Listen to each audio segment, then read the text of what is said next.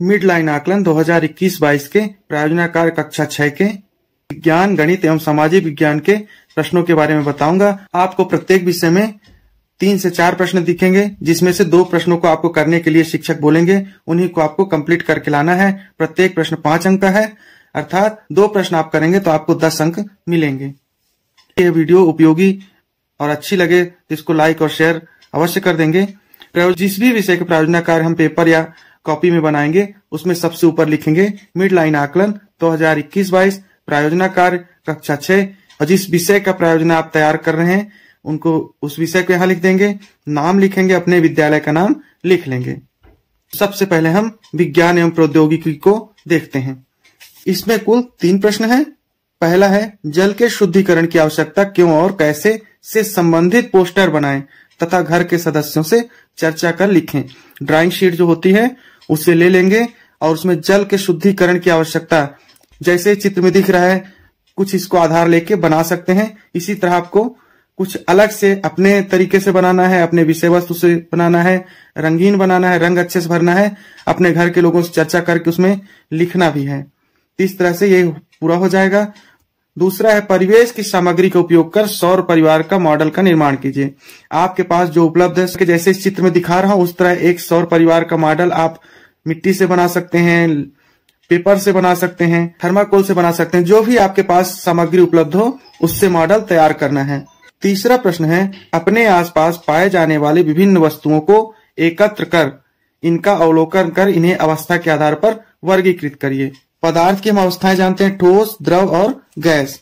मतलब आपको वस्तु का नाम लिखना है, क्रमांक लिखना है, फिर वो अवस्था क्या है, उस पदार्थ की अवस्था क्या है इसको लिखना है। एक लिखना है, मान लो आपके पास वस्तु है एक कंचा। कंचा किसका होता है? कांच का होता है, कांच का होता है। इसकी अवस्था क्या है? ठोस है। दूसरा लिख देते हैं, जैसे दूध हम एक वस्तु जानते हैं, ये क्या है? द्रव है। इसी तरह आपको अपने आसपास की वस्तुओं को एकत्र करना है, देखना है, उनका नाम लिखना है और उनकी अवस्था को लिख देना है। तो आप इसका वर्गीकरण कर लेंगे। तो ठोस को एक साथ लिख देंगे, दूध द्रव को एक साथ लिख देंगे और गैस को एक साथ लिख देंगे। अगला विषय आपका है गणित। गणित में कुल 4 प्रश्न हैं, जिसमें से 2 आपको कोई भी करने को दिया जाएगा। पहला है एक सारणी बनाइए जिसमें अपने परिवार के सभी सदस्यों के नाम तथा उनकी उम्र लिखी हो। अब उम्रों को अवरोही क्रम में लिखिए। आपको कुछ इस तरह से कॉलम बना लेना है। यहाँ क्रमांक 1, 2, 3 ऐसे करते जाना है। परिवार के सदस्यों का नाम लिख लेना है, उनकी उम्र लिख लेना है। जैसे कोई 29 साल का है, कोई 10 साल का है, कोई 52 साल का है। इस तरह से सबका लिख लेना है।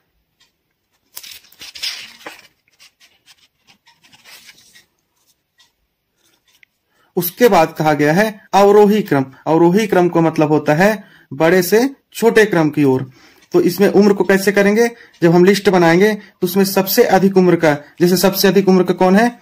ये है, तो सबसे पहले 52 आएगा, फिर उसके बाद उम्र ये है 29 आएगा, फिर इसके बाद ये 10 है। इस तरह उम्र का क्रम बनाते हुए क्रमांक, नाम और उम्र को फिर एक लिस्ट बनाएंगे।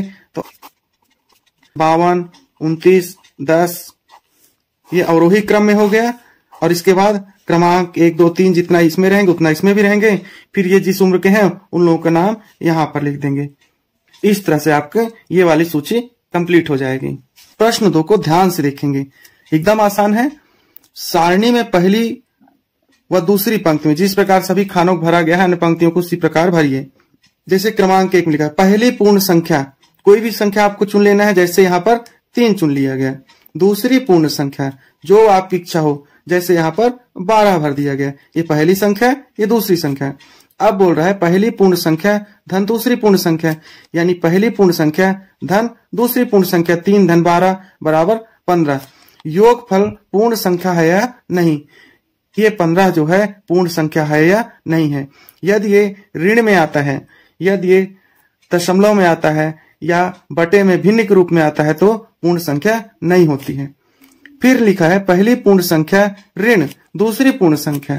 तो पहली पूर्ण संख्या 3 है और दूसरी पूर्ण संख्या 12 है। पहले से दूसरे को घटाना है, तो पहली संख्या कम है, दूसरी संख्या ज्यादा है, इसलिए उसका उत्तर ऋण में आएगा। तो ऋण 9 आया, ऋणात्मक है, इसलिए अंतर पूर्ण संख्या है या नहीं है, तो ये नहीं है।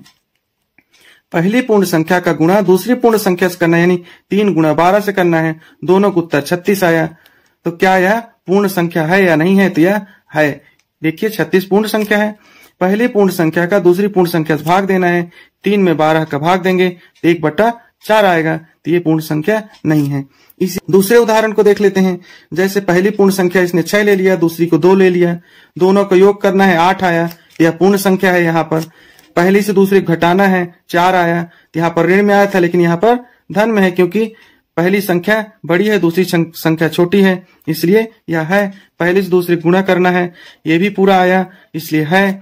पहली बड़ी संख्या है, दूसरी छोटी संख्या है, संख्या पूरी तरह से कट जा रही है, 3 उत्तर आए, इसलिए पूर्ण संख्या है। इसी तरह आपको इसमें चिन्हों को ध्यान में रख के पूरा करना है। प्रश्न 3 है, नीचे दी गई आकृतियों में खुली तथा बंद आकृतियों को पहचान कर बताइए, आकृतियां बंद और खुली आकृति क्यों है। खुली आकृति हम उसको कहते हैं जहां पर कोई एक लाइन चले लेकिन वापस उस जगह में ना जुड़े, तो खुली आकृति हो गई। बंद आकृति होती है चाहे किसी भी साइड ऐसे जाए लेकिन वापस आके उस जगह को अगर छू लेती तो हम बंद आकृति करते हैं।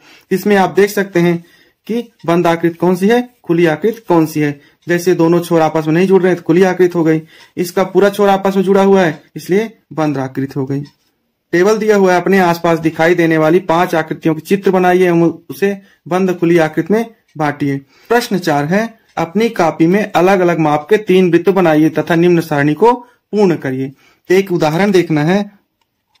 मान लीजिए एक में वृत्त बनाया, किसी वृत्त का एक केंद्र होता है, केंद्र से परिधि तक की, इसको परिधि बोलते हैं, तक की जो दूरी होती है इसको हम त्रिज्या बोलते हैं। यदि ये 2 सेंटीमीटर की त्रिज्या लेकर हम वृत्त बना रहे हैं तो त्रिज्या जो है 2 सेंटीमीटर कहलाएगी।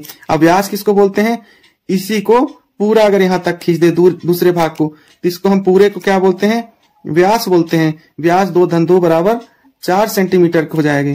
तो यहाँ पर देखिए व्यास की लंबाई कितनी है, 4 सेंटीमीटर है, त्रिज्या की लंबाई कितनी है, 2 सेंटीमीटर है। तो व्यास भाग त्रिज्या यानी 4 भाग 2 = 2 सेंटीमीटर आएगा आपका।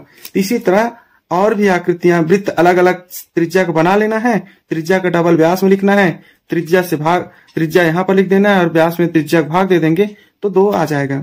इससे संबंध क्या होता है कि व्यास का आधा त्रिज्या होता है या त्रिज्या का दुगना व्यास की लंबाई होती है। अगला विषय है आपका सामाजिक विज्ञान। सामाजिक विज्ञान में आपको कुल 3 प्रश्न दिए गए हैं, बहुत ही सरल हैं, आप आराम से कर लेंगे। पहला है, आपके शहर या गांव के संबंध में निम्नलिखित जानकारी एकत्र कर लिखिए। शहर या गांव का नाम, आपके जो शहर या गांव का नाम है उसको लिख देना है। वार्ड क्रमांक, कौन से वार्ड में रहते हैं इसको पूछ के लिख सकते हैं, घर के लोगों से आपकी जानकारी बढ़ेगी। उस वार्ड को किस नाम से जाना जाता है, वार्ड का क्रमांक भी होता है और उसको किसी न किसी नाम से जाना जाता है, उसको यहाँ लिखेंगे। उस वार्ड, जैसे गांव है तो गांव के वार्ड में पंच होता है और शहर के वार्ड में पार्षद होता है। तो आप गांव में रहते हैं तो पंच का नाम लिख दीजिए और शहर में रहते हैं तो पार्षद का नाम लिख दीजिए।